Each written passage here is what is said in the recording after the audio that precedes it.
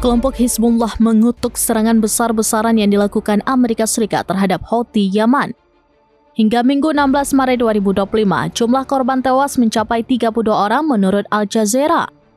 Dalam pernyataan resmi, Hizbullah menyebut serangan di Yaman sebagai bentuk kegagalan Amerika Serikat mencegah Israel melanjutkan perang di Gaza. Meski gencatan senjata berlaku, faktanya Israel masih terus membunuh warga Palestina lewat serangan drone. Lebih parahnya lagi, Israel juga melarang masuknya truk-truk yang mengangkut bantuan kemanusiaan. Terkait serangan di Yaman, Hizbullah juga menyoroti penargetan warga sipil. Kelompok Lebanon tersebut lantas menyebut Amerika Serikat sebagai representasi teroris yang sesungguhnya.